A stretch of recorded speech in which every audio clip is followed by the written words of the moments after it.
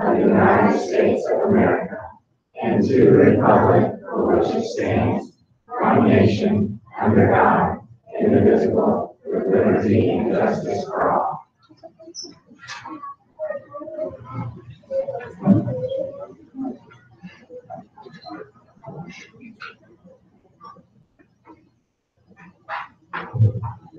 Thank you.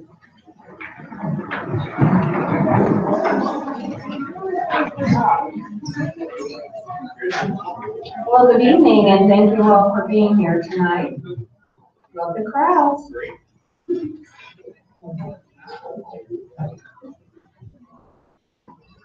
First item up, I need approval of the agenda.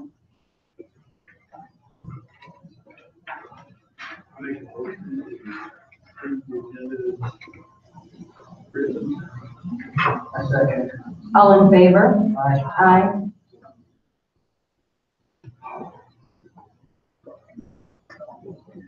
We have public comments on agenda items.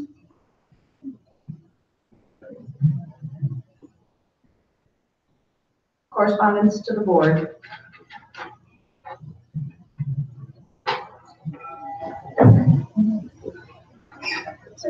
To the Knob Noster School Board, Dr. Wheeler and Mr. Coron, I would like to extend my appreciation to the board, Dr. Wheeler and Mr. Coron, for updating our transportation fleet.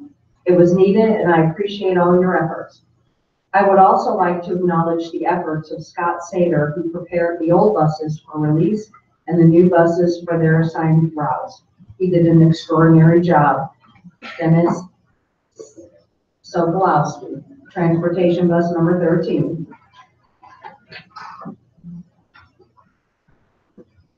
Dear Knob Noster School District and Board, thank you so much for the beautiful flowers.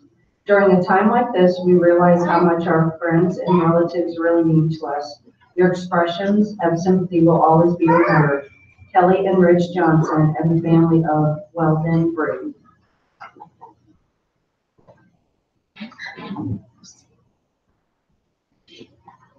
Dear board members, thank you for the beautiful plant you sent for my mother's funeral services.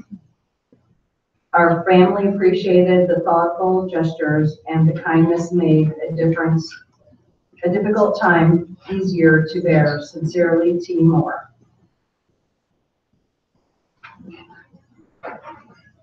Thank you so much for the beautiful flowers in honor of the birth of our daughter. I am so fortunate to work for such a great and caring district. Samantha Ed. Sorry about that.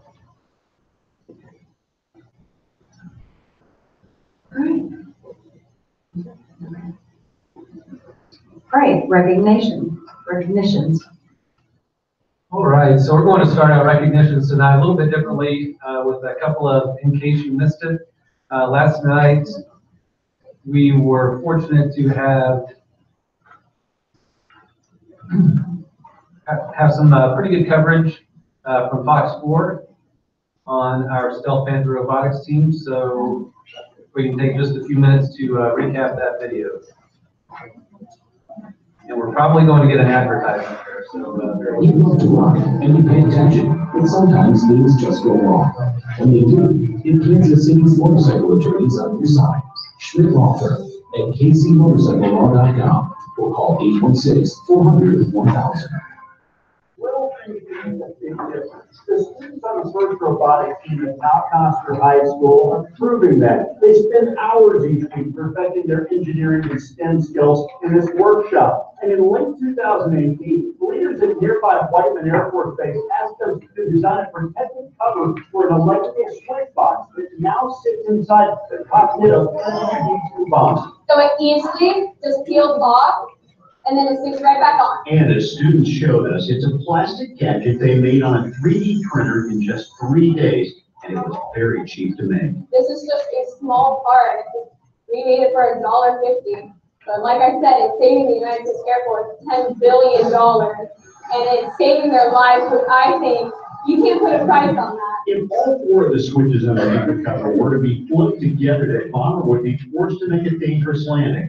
Knob Noster students spent time inside bomber simulators at Whiteman to ensure they made the design perfect. there's always that kind of, oh no, that's a lot of pressure.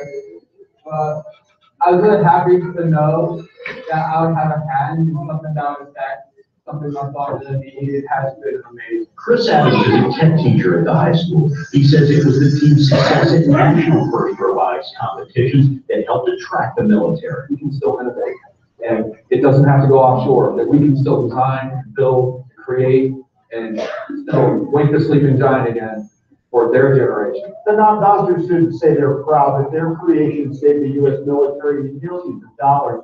Moreland said Air Force pilots have become befriended these students and want to serve as a mentor to help guide their progress.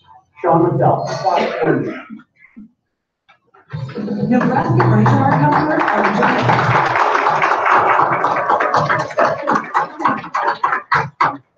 So we were really excited about that story again that aired last night, and it was on again this morning briefly. So this story, you'll hear more about this.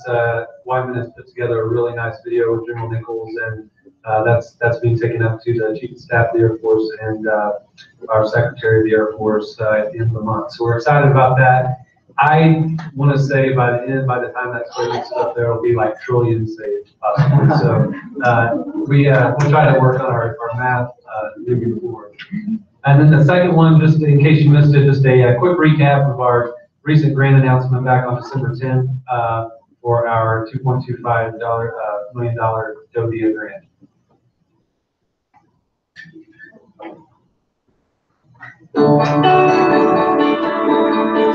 On behalf of the Board of Education, faculty, and students, thank you for being here with us today to celebrate a special moment in the history of Knob-Noster Public Schools and Washington.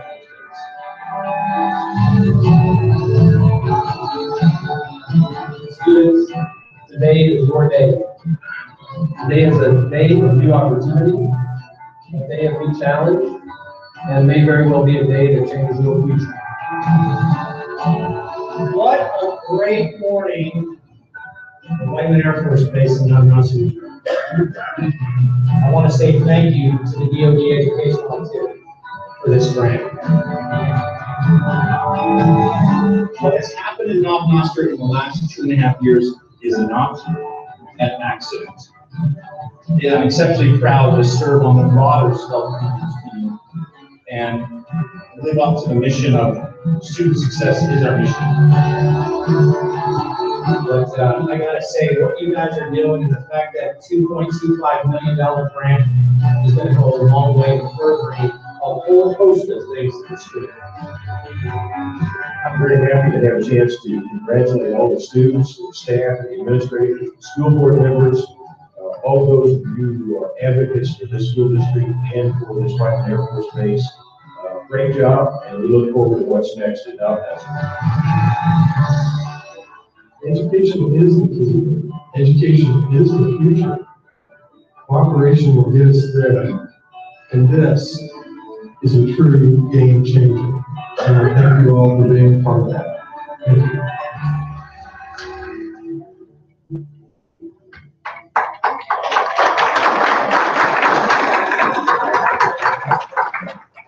All right, well, wanted to start out the meeting with a couple of videos to highlight some of the academic programs that are going on in the school district and some that are on the way.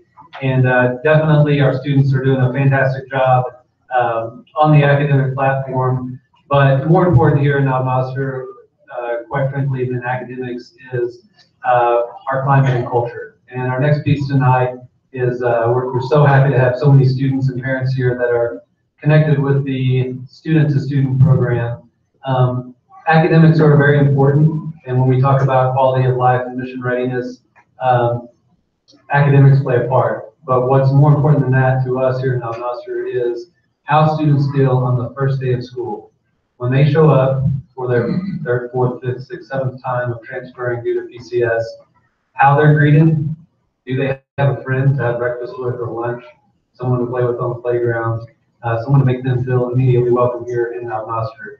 And that's where our student-to-student program comes in. And students, the job that you do is so important to us here from a superintendent, board of education, your teachers, and your community. We really appreciate that. And we're here to recognize you guys tonight. We just wanted to give you a special thank you and tell you that what you do is important. You guys know how it feels because many of you have transferred many times, and you know that many of your classmates will be departing at the end of the year and many more coming in. So thank you for what you do. We appreciate it. We look forward to honoring you tonight.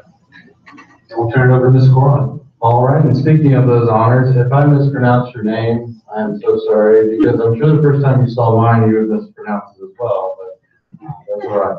We really do appreciate you guys, and as Dr. Wheeler said, these students are honestly the face of our district, because they are the first face that many of our new students see when they come in. They greet them, they show them through our halls, they eat lunch with them, go to recess, and just have a great day with our new students and start them off on the right foot. And we have picked these students in particular because we want our best students and our best foot forward when those students come in.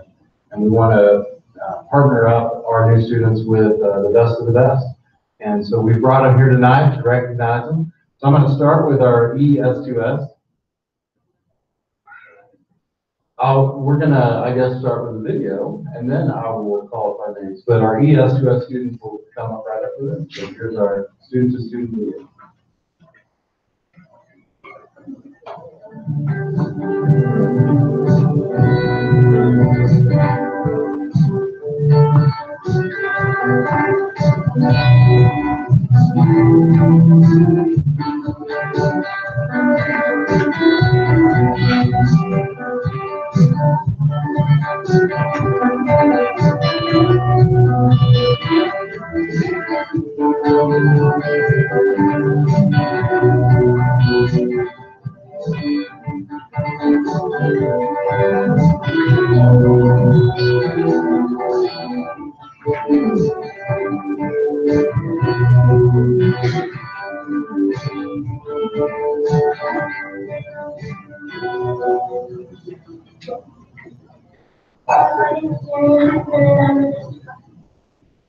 S2S program went pretty well.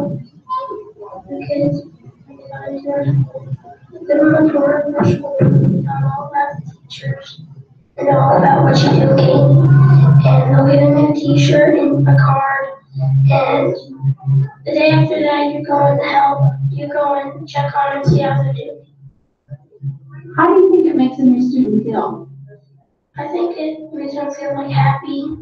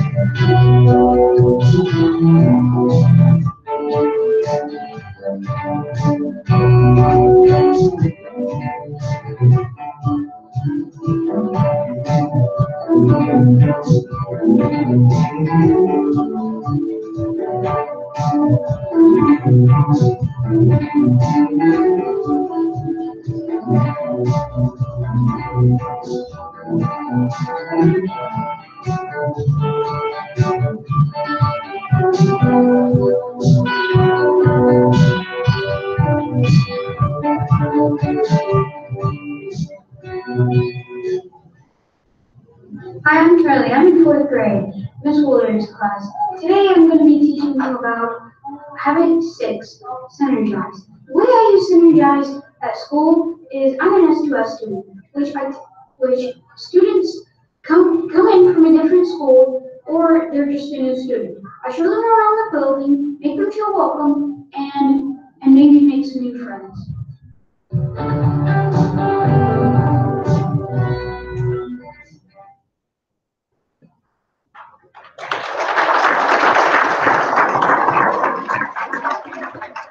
All right, students. students, now we would like to recognize you from Whiteman Elementary, our elementary S2S students. And if you guys could come forward, and I will not hand out your certificates to you. We'll have those in the back, but you can come back and pick those up.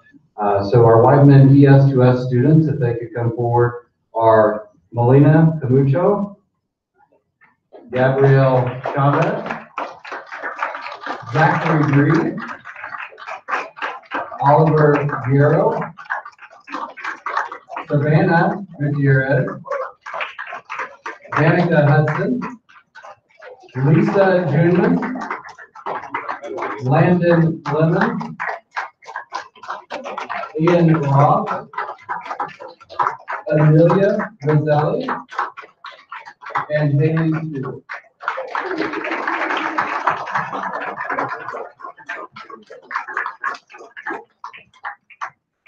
Our students from K&E, our ES2S students, are Charlie Caldwell, Colby Cunningham, Ella Goodrich, Maddie Hatcher, Emma Jackson, and Gracelyn Rosie.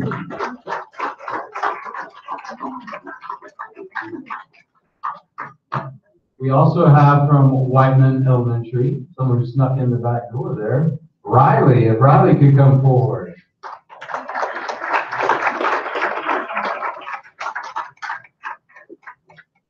Our JS2S at our junior high, we have Samantha Baker, Victor Candelari Beard, Grace Fritz, Aiden Gutierrez, Addison Rainey, Gabe Roach, Sophia Scarborough, and Noah Wallace.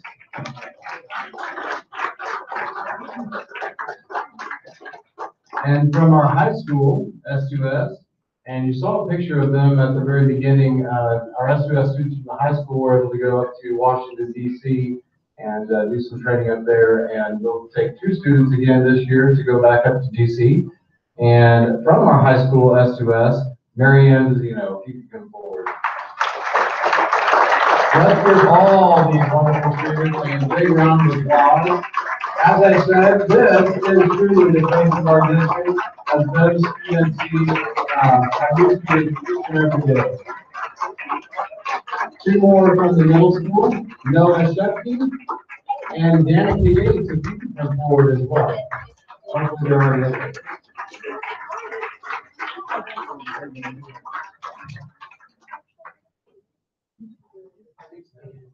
So we're going to take pictures, so you guys can smile.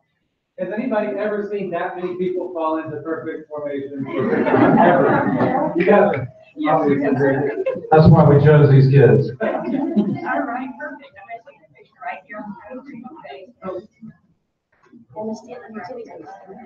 Stanley Utility. Yeah, let it go. One, 2, and another one. And one.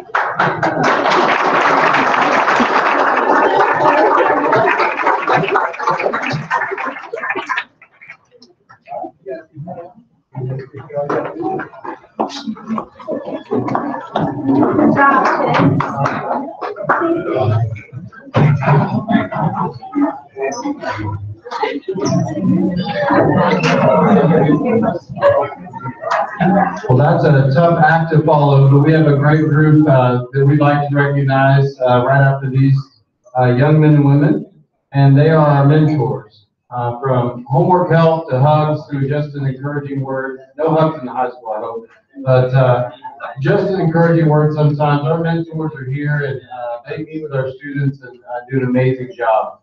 We truly appreciate their help as well. It's fitting that we have a lot of our counselors here tonight because they're closely tied to both of these programs as well. But our mentors help our students in so many ways. we truly are appreciative of all that they do. We have a couple here tonight. I do have an exhaustive list up here, but we will recognize our ones that are here tonight. If I could have Jessica Axton, Raymond Ramos, Maggie Viznio, and Ingrid Wolfolk, if you could come forward. Let's give them a huge round of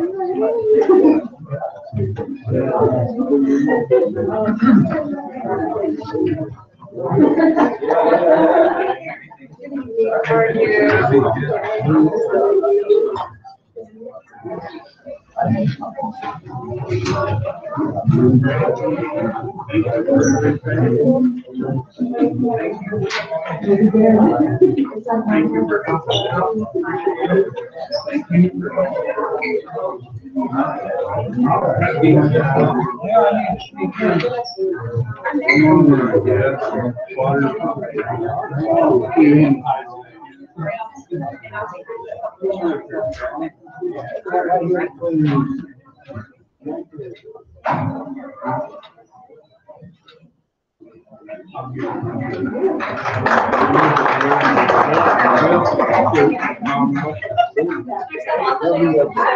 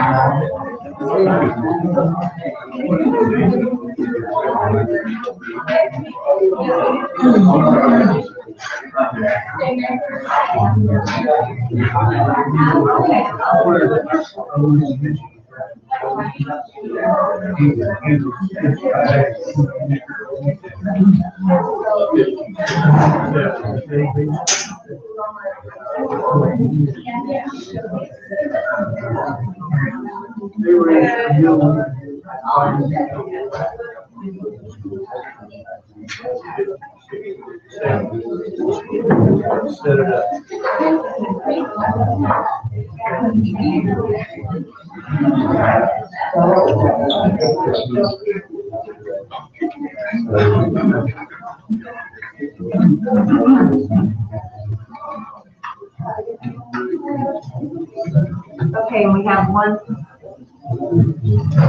one more recognition from Mr. Hughes.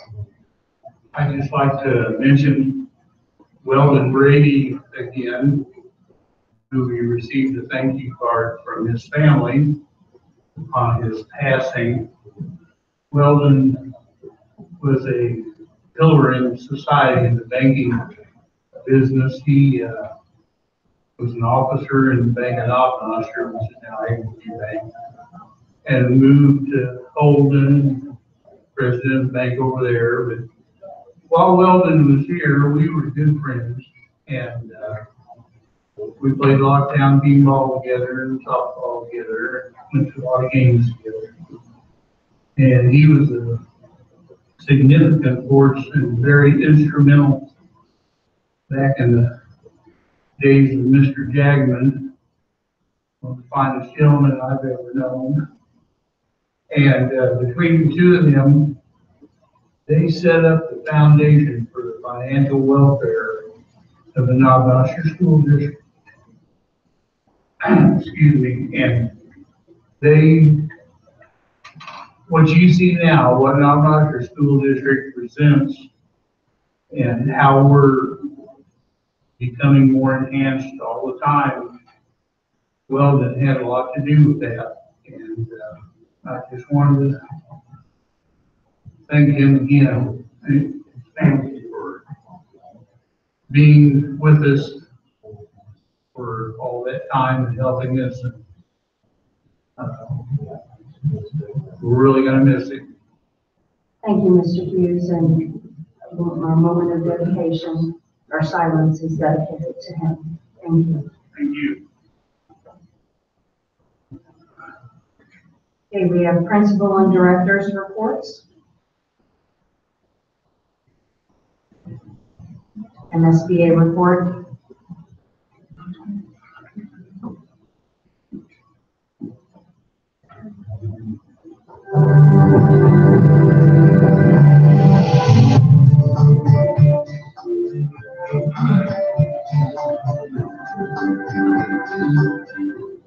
Hello, everyone, and welcome to this special edition of the MSBA Board Report. We are coming to you from the office of the governor at the state capitol in Jefferson City, and we are honored to have with us for our discussion the governor of the state of Missouri, Mike Parson. And Governor, thank you so much for inviting us into your office. I'm glad you're here. Welcome to the governor's office. Well, we have a few questions we'd like to ask you, Governor, related to education issues, but before we do that, I'd just like to ask you about being governor. You assumed this office under some unusual circumstances. You've been in office for a few months now. You've traveled, it seems like, everywhere across the state of Missouri.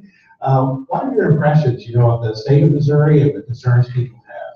I think one of the things that it's important for people to understand is how people have treated me and the first lady everywhere we've went. The transition period was tough. It was tough for the whole state, but people have been overwhelmingly supportive of what we're doing. No matter what region of the state we've been, and I think that's important for people to understand that. I think everybody wanted somewhat of a little bit of a calmness in the state of Missouri. I think we've been able to deliver that. And it was important for me to get out and make sure everybody knew everything's going to be okay. And really, we just focused on moving forward. Since day one, everybody knows kind of what occurred here in our state. And really what we want to do is we want to put Missouri in a positive light. And we really want to move Missouri forward. And I think one of the biggest challenges for us is to talk about that, but now it's getting it done. How are we going to move forward in the state of Missouri? And I think there's a huge opportunity. So I'm excited about it right now. I'm enjoying the part I'm playing in that, and it's just great to work with so many great people across the state. One of the priorities that you've established, Governor, is workforce development in our state, part of moving the state forward. And that, of course, relates to education, doesn't it? Oh, that'll be a huge role in it. And I want to say this about the education community since I've been here in the governor's role, trying to figure out how we're going to be workforce development. How are we going to mix the private sector with the educational side of it?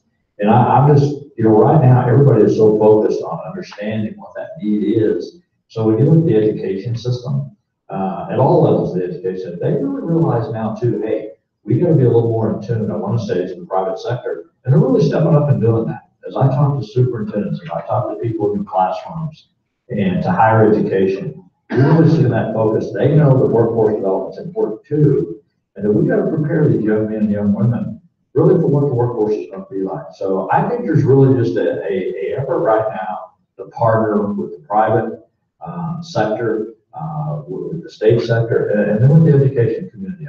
I'm just very optimistic that we're going to find a lot of solutions coming up here in the near future. Another issue I'd like to ask you about, Governor, is early childhood education and giving more families and children across our state access to early childhood education. Is that something we can move forward on in Missouri? Yeah, you know what? I think that's going to be a discussion. I don't know how quick we're going to move forward on that, but if you want to look at long-term effect of the state of Missouri, if you really want to look at how we're going to change society as a whole, it's going to start with early childhood. I mean, I just think that's going to be a part of the tool. And the quicker we get to those children to really change Missouri, I think it'll be important. So I think we've got to have that discussion if we really want to look at what's best for Missouri. That has challenges sometimes when you start talking about early childhood development. But the reality of it is, and I think it would change the society as well. I don't believe you're going to change very many 50, 60-year-old people. I just don't. And I'm in those categories. So, I think we are who we are. But I really do think if you want to change society the way the people have got, I want to say, trapped in the society a little bit because of government, a lot of it, but if you can take those young children and give them the tools they need, give them the soft skills they need, give them the education they need, that's how we'll really change who we are in this state. And so early childhood development, it's on the table. We want to try to figure out if that's a possibility to do that at some point. But I do think it needs to be a statewide program. Another issue, Governor, for our schools these days is school safety. And while our schools remain very safe places for our kids, that's a high priority for our local school boards around the state to make sure that environment is as safe as possible so kids can learn. And you're a former law enforcement person yourself. Right. Do we need to do more on the state level in terms of policy related to school safety? You know, I think you always want to do more, be practical about it, but anytime we're talking about safety, we need to look at what technology is available out there. You know, how is it that the school systems are really making their school systems safer? But we need to look at that. But I think right now Missouri does a good job on that. I think when you look at the local school boards, what they do, that's a focus of theirs, that's a priority. Because there's one thing, we all know that when it comes to our children, we're all very protective of that. And the last thing I want as a governor of the state of Missouri is make sure that I'm not giving the school systems the tools they need to keep schools safe. So that's a priority of ours to make sure they got what they need. But I also think it's important that we realize, hey, we got to change with the time. If there's better ways to do it, let's accept the fact. Hey, we need to change too. And again, at the end of the day, it's really about taking care of those kids. Another issue that we've been concerned about, Governor, is charter schools in our state. Of course, we have charter schools right now in St. Louis and Kansas City. There have been some proposals to expand charter schools beyond those areas to other areas. Do you have any views on charter schools and whether or not they should be expanded in our state? I think that's going to be something for the board to decide. I think you're going to see the charter school side, the education side of it, that the boards are going to work together. I think there's some committees out there, that I know people on both sides of that. But I think you're going to find out some common ground that we can agree on to move forward. I think there's a place for both. I really do. And I think we have to realize that. But it's like anything. It's going to be a fair playing field for everybody. What that is. So, and in the end of it, for me, what's important is, what's that input? What's the result? Because at the end of the day, that's how we want to be judged. Another issue I wanted to ask you about, Governor, is related to what are called education savings accounts. They have different names, but they're the ideas of a tax credit of some sort that, in our view anyway, might end up essentially supporting private schools with tax dollars, which is a concern of ours. Do you have any views on that issue? Right. Well, you're going to the voucher area where that is and everything. Again, I'm just going to say this. We all know how this argument's been over the years. I've been involved in that on both sides of it, listening to it. I've always been a supporter of public education. Do I think we just continue to do things the way we've done because we've been doing it for 20, 30 years? I don't think government should be run like that. So to answer your question, I don't know if you're going to get that direct answer you want, but the bottom line is I think everything should be on the table. I think we look and see what options are out there. If there's a better way to truly do it, to educate our children, I don't think we should be afraid of that, in some parts of the state. If where I'm from, and my public school systems do a great job. Day in and day out, they get it right. They really do. Does that mean all school systems are that way? They're not. And we all know that. So, not to say we don't need to address these issues just because we've always done it this way or because we're a little worried about change. I think we got to look at that sometimes. But, there's been no secret in me. I'm supportive of the public education system in the state. They do a good job. But do I think we're perfect? No, I do not. And I have to ask you a question related to funding for education, Governor. That's always a concern, private school boards. Yes. And the state support for that. And specifically, one of the areas that our boards have been concerned about lately has been student transportation funding from the state level, and that the local school districts have had to use more of their budget money to fund student transportation, getting kids to and from school. Do you see any prospect for some improvements in transportation funding? I got to ask you though, we were working on appropriations before I was doing this interview. Did you know what we were talking about before we took this interview when it dealt with transportation? I do not. I thought maybe you had an inside track into what we're talking about in here. Let me just say this, the transportation is a huge issue, especially in rural, and that's where I'm from. So transportation we got to address. We still, one of the things we want to do, we're trying to figure out how we fully fund the formula. We all know what that discussion's been. So you kind of got to do that balancing act there. So we want to fully fund the formula. That's something that, we're going to try to get done. So what we can do, and where we can find other revenue streams of revenue to help with transportation, we want to take a look at. But it's an issue out there, fully aware of it. And so we're going to do what we can to help that situation. Another important issue that you've dealt with during your time as governor has been the State Board of Education, and you have made some appointments to the State Board, which we think are outstanding appointments, by the way. And the State Board that has moved forward with hiring the Commissioner of Education, Margie Van Dieven. And you made a big issue during this whole process of the importance of the independence of the State Board of Education. Why do you think that's important? Well, I think that's where it's set up to be. I think you got to try to take politics out of it as much as possible. And I think as a governor's role is to make sure you put qualified people on there and they let them make the decisions. And anytime you have a board, when you have numerous people, there's a reason there's a board, there's a reason there's so many people on there, but everybody has their input. And I think the challenge for me was to try to figure out, okay, who are qualified individuals that you can really put on that board that understands education, that understands the state of Missouri, and how do we make it better? How do we get better? And then the other thing is, sometimes you just gotta let them go do their jobs. And even when it's times when, they don't come up with something maybe I totally agree with or something like that. But that's what they got put there. And that's why you gotta have confidence and do the right thing. I do think we have a really good board right there right now. And I think we're gonna move forward.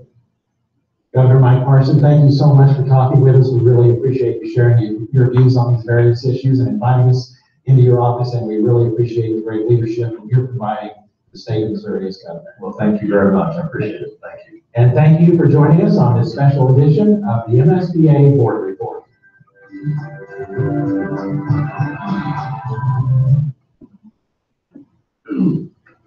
Next up is the superintendent report. All right, well, good evening again, everyone.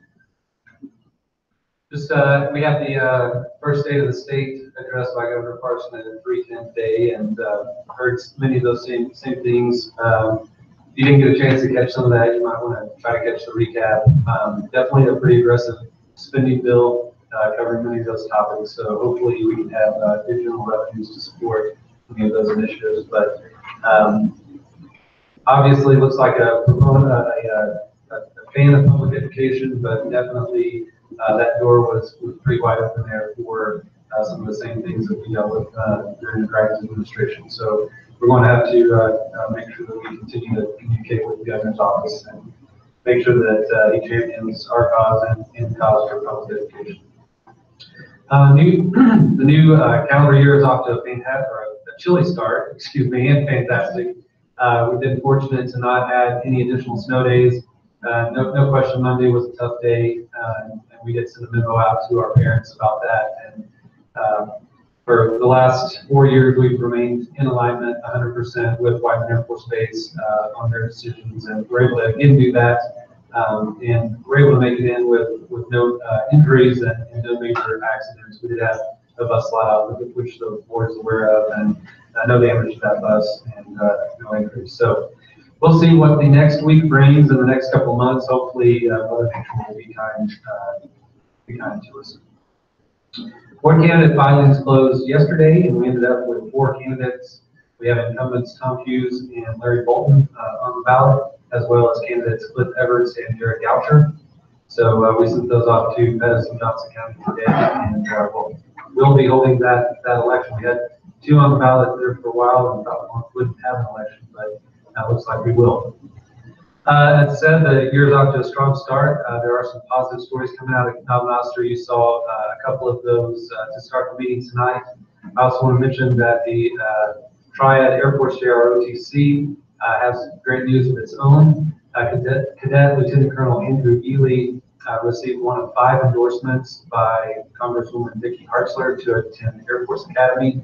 And as I understand it, the Congresswoman had 5 appointments to make across all service academies, and so that is a pretty significant compliment to Andrew, following his dad's footsteps out at Air Force Academy, and may very well end up back here as wing commander. So we'll make sure that we send him away with on very good footing here from Knob-Noster. But now he's been a great student, and hopefully we'll have a bumper baseball year on his way out. We also have some more good news out of JROTC. 2 cadets were selected for the 1819 Chief of Staff Flight Academy Private Pilot Scholarship. Cadet Major Dawson Nakanepsi and Junior Cadet Master Sergeant Kevin Clark. Both of those are Warrensburg students, but part of our Triad program. Have been selected. This scholarship will pay all expenses experienced for the cadets to attend an 8-week flying program at one of 11 universities throughout the U.S. They will participate in an intensive 10, 12-hour day program that will ultimately result in them testing for and possibly earning their private pilot's license. So I think you've heard me say this before, but sign me back up for high school, please, because that's pretty awesome. Only 150 cadets were selected for this program across the country. Not sure how many apply, but it's definitely competitive. And we're thinking that this is an approximate value of about $20,000 per cadet. So again, you guys know the history of that program being revamped, and it's so exciting to see what's going on right now, and we're excited about what the future holds in that program. We're a couple weeks into 2019, and hopefully those positive stories will continue throughout the year. For the month of January, our major impact date, our major initiative and task is getting our impact date application taken care of. That's our top priority, and we will go ahead and finish up on that on scene. I skipped over one important thing. We will do our one makeup day for inclement weather on President's Day, and that has been communicated out, and we'll continue to see reminders as we get closer to that date. Enrollment and attendance for the month, Valdosta Elementary, 359, 95.09. Valdosta Middle School, 472 with 95.79%. Valdosta High School, 381 with 95.42%. Whiteman Elementary School, 370 with 94.20%. And the district total, 1582 with 95.13. Fund balances for month ending, $15,228,369. Revenues to date, $11,727,695, which is 58% anticipated. Expenditures, $7,837,875, which is 42.7% of budget. So we're excited to see those fund balances continue to climb, and to also put our money to good use for our students and teachers. And that concludes my report. Just one note there, people about Valdosta Middle School. You had You're welcome. You're welcome. I saw that. Thanks for no problem.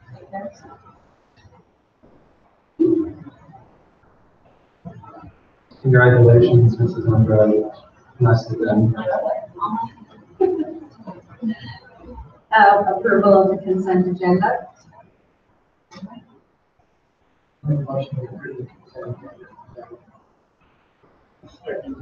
All in favor? Aye.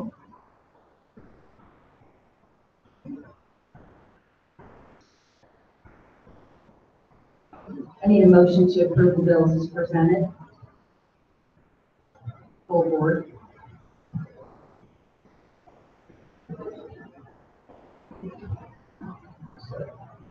All in favor? Aye. Student information safeguards. I just wanted to briefly bring this up, and it was on the agenda from last year where the board approved some new safeguards for our student information. And I want to talk just briefly about what that's done for our district, specifically as related to our program called Gaggle. It's a backside monitoring system that will pick up on anything that is of concern on our network, whether that be an instance of bullying, cyberbullying, suicide, or any other issue where Gaggle says, you know what, one of the administrators from the district might want to take an extra look at what's going on. And I can tell you, I don't want to go into details publicly, but I can tell you this has been money very well spent, maybe the best dollars that we've spent on anything. It has allowed us to intervene on some very serious items with our students, and it has made a big difference. So I just want to say thank you to Mr. Davis and team for the guidance and leadership on that, and then, of course, to our administrative team for the job that you do with this important program. And you guys know what this has done for us, and it does take a little bit of extra time, but we've handled that well without any unintended consequences that I know of, and it's allowed us to really provide some good information. So just wanted to publicly thank you guys for the job you do on this important safety matter. Thank you. Next up is 2019-2020 calendar. This is for discussion and information. Last year, I believe we put this on the agenda and wanted to do that again this year. Last year, I know we fielded some feedback from the board regarding Veterans Day. I think Mr. Judd had brought that up as just a point to look at a little bit differently. And we did that this year and took that Veterans Day off completely. It wasn't a work day and took that off. So I wanted to put it on again to the board to see if there's any other details like that the board has heard of, knows of, that you feel like we ought to look into this year. I think our calendar is pretty good. I think our employees are pretty happy based on survey results. We will survey again this year. We're going to do that a little bit differently, but still give our full employee, all of our employees an opportunity to weigh in on the design of that calendar. But we've almost got it down to an art, and I think we're in pretty good shape, and it continues to get better every year. So if there's anything that you know of now or hear of, please let me know so we can be aware of that. My one question is it based on days or is it based on hours? So it's based on days and hours. There is new legislation that has significantly decreased. Well, it's changed. The minimum number of days is 142, I believe, and the minimum hours is 1,044. So that's been pretty consistent. The main new difference is on how some of those makeup days are made. If you're hitting your hour mark, you have some new flexibility on how you bring those up, and that will really help us moving forward. We really try to get summer school completed before the 4th of July holiday, really before the end of June, if at all possible. So when we work to set the calendar in our student information system, we really work back from June 30th, build in our required days for summer school, and then look at where those snow days impact, and then kind of work from there. So it's working pretty well. We may look at some point now or in the future of dropping one more student day off in exchange for a teacher PD day. But right now, as things look, we'll probably stick with the 170 days, which is where we've been at least the last 4 years. Thank you. Yeah, that was a change, so I will see where we're at. Okay, next up is 2018 annual performance report. This is for information only. You bet. The content on this agenda item is under administrative. It is embargoed until February 1st, I believe. And after that time, we will, between February 1st and our next board meeting, we will prepare a press release and pull some additional data once it becomes public and send that out. But I am pleased to announce we're actually in a better position this year than we anticipated. We do think that we have a very good shot at leading the entire region for the 3rd year in a row on the annual performance report. We've been able to determine that some of the top contenders, we're still ahead of them. We have one more that we haven't been able to confirm yet. Once we get that, we'll let you know. But overall, we'll have some very good news to share publicly, and we look forward to celebrating with our students and teachers and principals on a job well done. Thank you. Next up is 2018 state assessment results for discussion and information. All right, I have a short 2-hour slide presentation to show you here. I will actually try to go through this fairly quickly, but can I interrupt you? Before you get started, we met with General Nichols last week. And he said he got a response back to an email, and all it was 4 letters. It was TLDR. And because I didn't know what that meant, so I had to ask, does anybody know what that means? Too long didn't read. So, I tried to tell Mr. Coron that, but you guys are just going to have to bear with me. Yeah, that's why I'm presenting it, so you will have to read it, so. But this is our map, our EOC and ACT data, from 2017, 2018. These scores, once again, did come in, really late, from our results, from DESE. So, these are obviously from last day. Kind of hurts us a little bit to try to change any type of instruction with these, but they didn't come in. I do want to make a couple notes before I get deep into it. The state has told us that there is no comparison and no correlation to scores from last year. So I did take 20 slides out of this presentation, if you believe that. There were comparison slides. We do have some comparison data on our ACT that is still left in there. We're going to start with K&E, the ELA.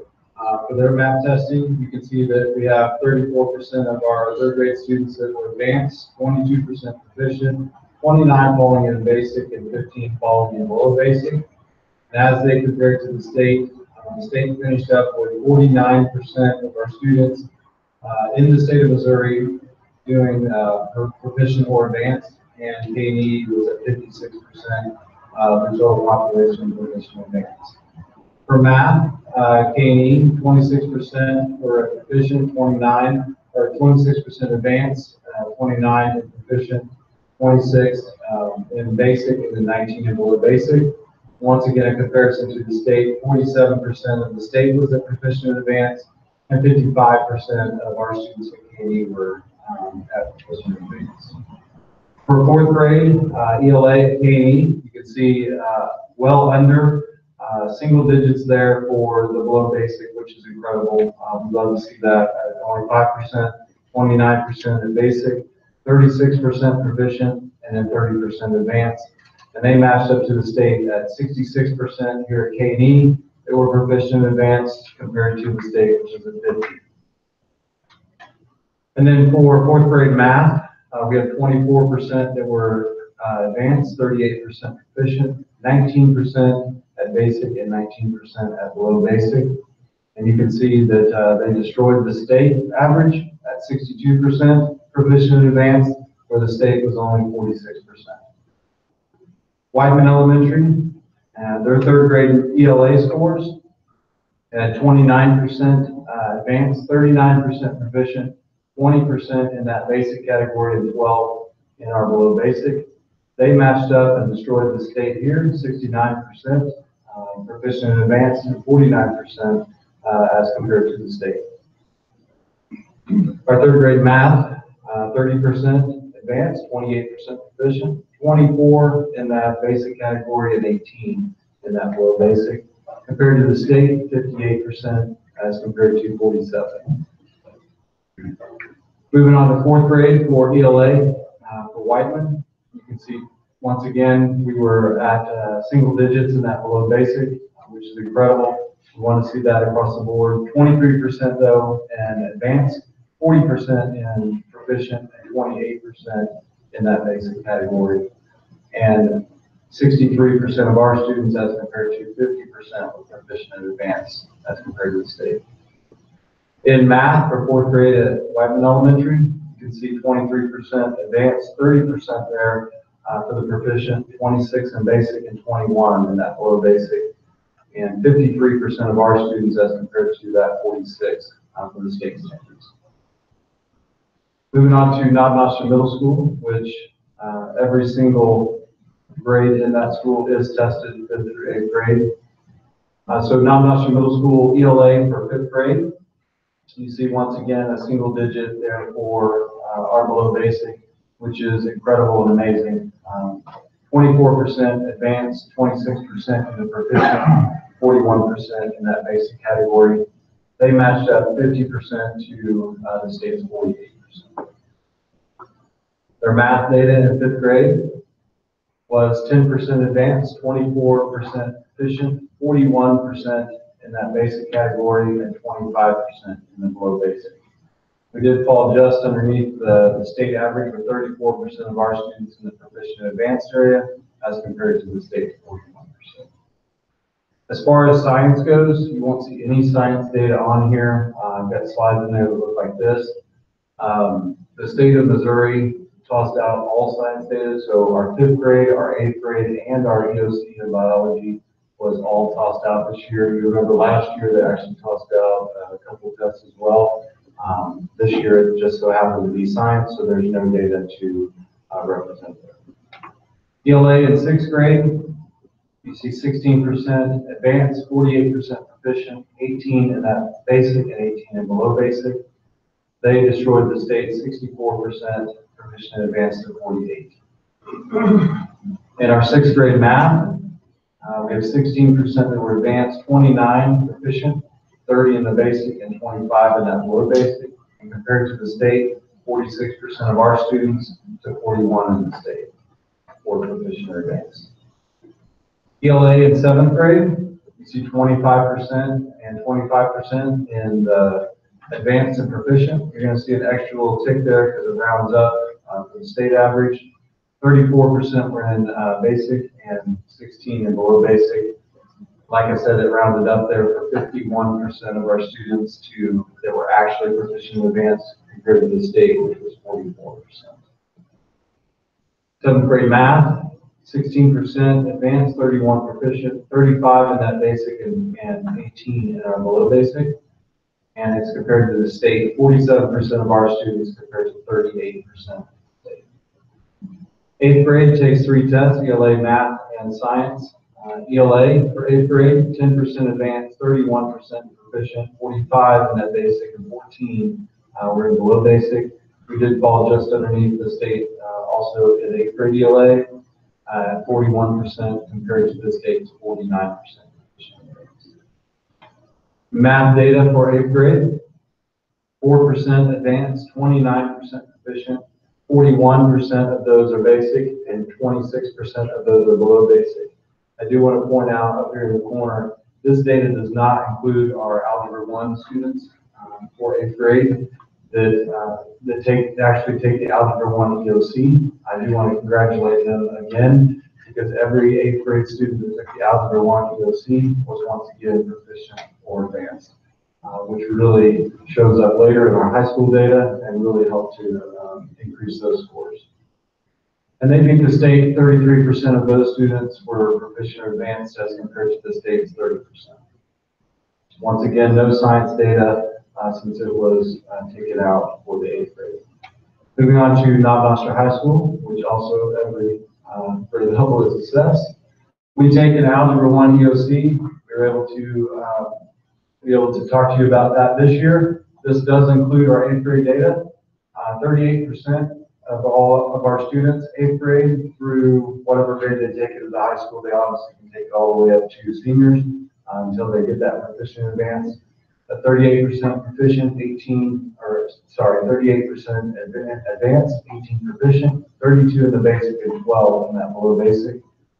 We beat the state 56-47 in our Algebra 1 EOC. Algebra 2, if a student takes Algebra 1 in 8th grade, when they move on to the high school in 9th grade, they get to take this test.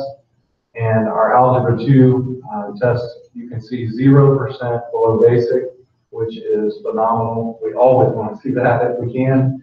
19% of those students were advanced, 52% fell in our proficient, and 29 were in that basic category, and absolutely destroyed the state average at 71% of our students proficient advanced and 48 for the state. Biology, there is nothing to report as that was taken out. ELA 2 EOC data, you see once again a 1% there on below basic, phenomenal that that's in single digits as compared to 11% advanced, 59% proficient, and 29% falling in that basic category. And really beating the state big time here as well, 70% of our students as compared to 57 at the state level. Government EOC, once again, single digit below basic, 28% advanced, 52% of our students were proficient, and 19% were in that basic category. and we beat the state 80% to 66, so a phenomenal turnout for non-master there as well. Our English ACT, moving on to ACT data, and here we do have 3 years worth of data to be able to show you across the board to see some trend lines. 2016 to 18, we could take this back as far as we want. 3 years is pretty common. You can see for 18, where we're at over in this category, we were just underneath, 0.6 underneath the actual state average in English at 18.9, where the state was at 19.5. In math, we were just 0.3 underneath, where the state was at 19.7, and we were at 19.4. Then we started getting into our reading data, where we beat the state by 0.4 at 20.9, and the state was at 20.5. We also beat the state average in science, where the state average was 20, and we were at 20.5, so beating them by 0.5 point on the ACT. Our composite for the ACT came in exactly even with the state, so our average score was 20, and so was the state. And that concludes our data. If you have any questions, please let me know.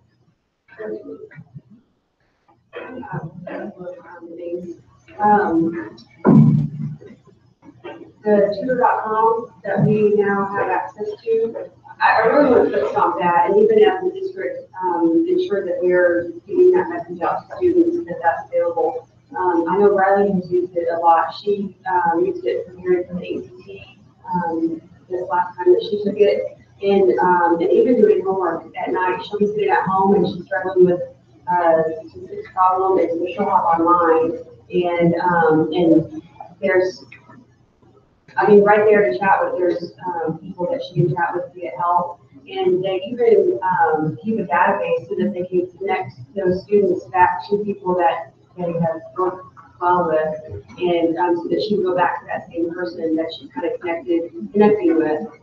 So I think that the more we can get that out, and that students find that they can get some help, even at home, and if it has to be help at school, I think that could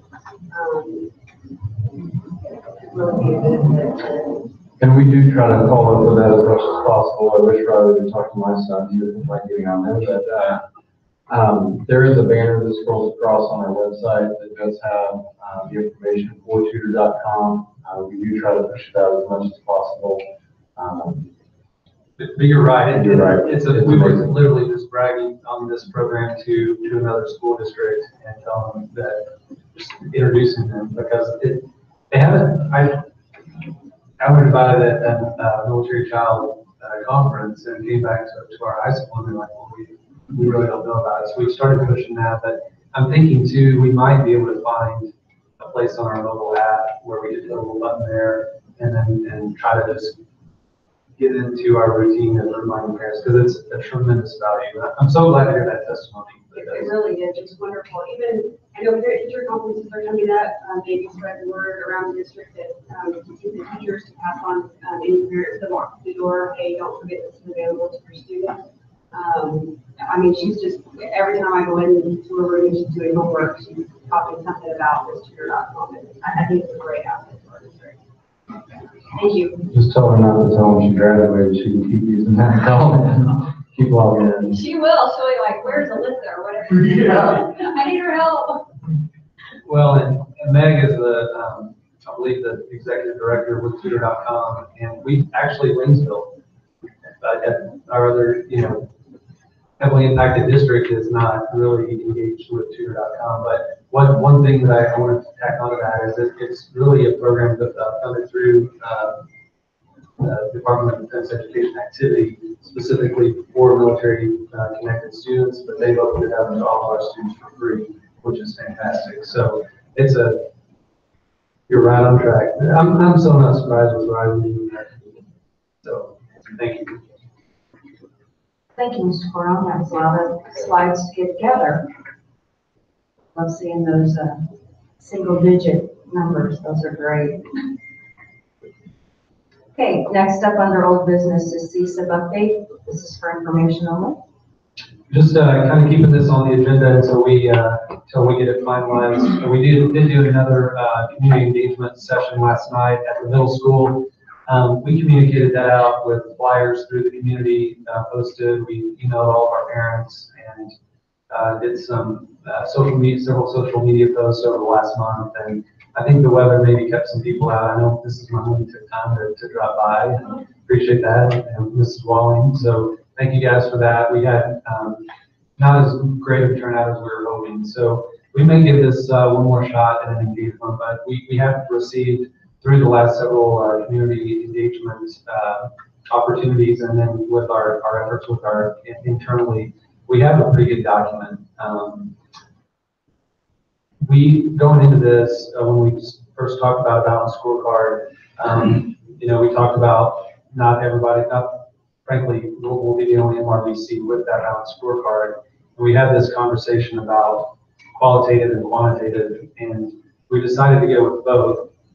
And then that's going to give us a really unique opportunity to look at what the data says, look at what perception is, and see if we have any disconnect. And I was talking to Dr. Halson today. It finally hit me up. This is exactly the design I actually did on my dissertation. I had 25 data sets that were quantitative and actually qualitative. So I was like, I don't know why I didn't just do this. So I guess it's been too long.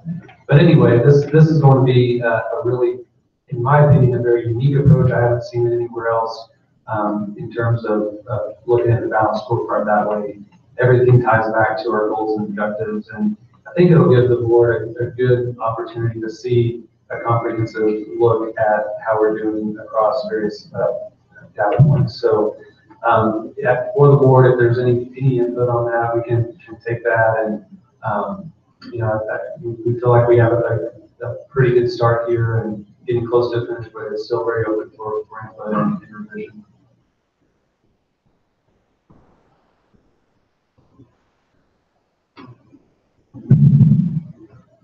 Just want to repeat some of the comments I gave you on the first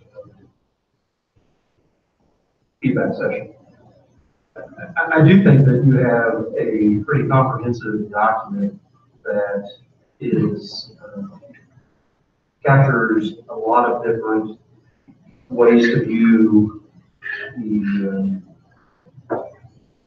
both the quality of education and factors that you can use to improve education. One of the things that concerns me is that the qualitative, not the hard numbers, that's qualitative, right? So you have survey results for those, but I would strongly encourage you to develop those surveys and spend time with those, because I think that is just as important or more how you word questions and making sure the questions will stand the test of time of the 5 years. Because if you change those and chase perception with your surveys, it doesn't really give you anything to compare to. So with that, every one of those has a survey type to it, unless it changed this go around. So in order to do that, I think you need to go with the end in mind here of how you're going to use the data and how you're going to compare that year 1 through year 5. And work with the teachers and other stakeholders to develop the surveys to get you good data points that administration board can work with. And again, they need to be the same through all 5 years. If not, it's not comparative. Right? But all in all, I think it's a very good approach, but I think you are 90% there, and you need to come with the last 10% there. has a comprehensive plan to adopt. And I'm hearing you say the survey instrument being the last 10%, or? Yeah, the final touches and how you're actually going to measure that. Because if you don't have that, you're missing holes and you're missing the opportunity to baseline. And here we are halfway through the baseline year, and I have not seen any of that. So what's going to happen, I would foresee, is in the next couple of months, we're going to adopt this, and then there's how many? 20 some, like 30? I think 30-ish. So you're going to have 30 surveys blasted out to different. No, it would only be one survey. It would be one question for each of those data points. Is how we have that set up. Because I mean, there's no way we would do 30 surveys. But they're different. Some of them are different subgroups too. So I don't know that one survey to all of the groups is necessarily that either. I mean, obviously, you're not going to have retention type stuff go out to parents. Retention of staff go out to parents. So I would encourage you guys to take that last step and develop those, hopefully to be useful this year as the baseline year. But I'm afraid that we're running out of time in order to be able to do that.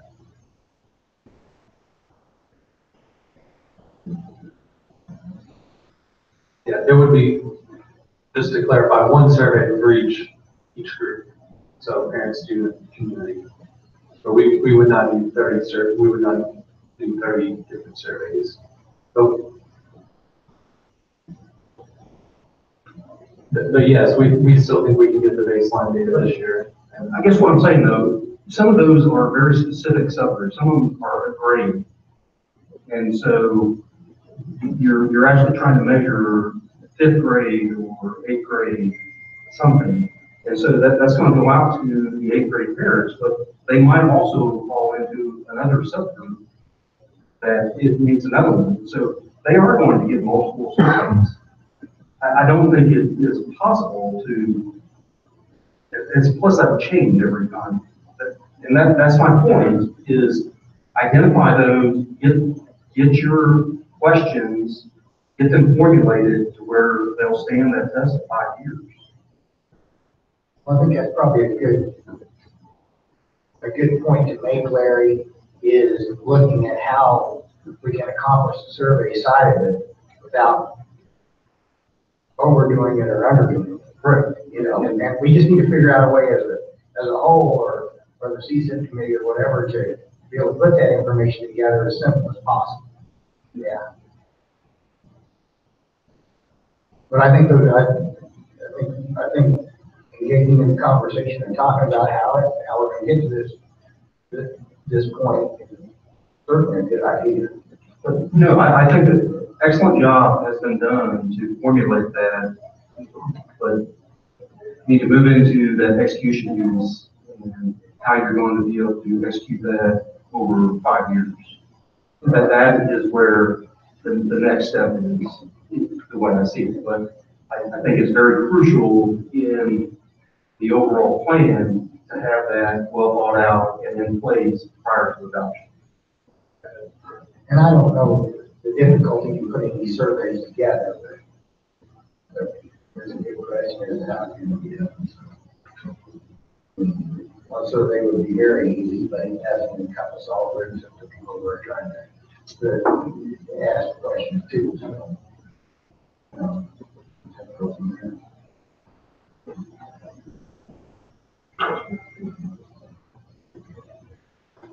Okay, thank you. Any more comments? Okay. And just a reminder, there are those basketball games on tonight going on. Thank you. And with that, Make a motion to adjourn to executive session pursuant to RCW 610-023. I second. All right. Aye. Thank you. 25 out of time?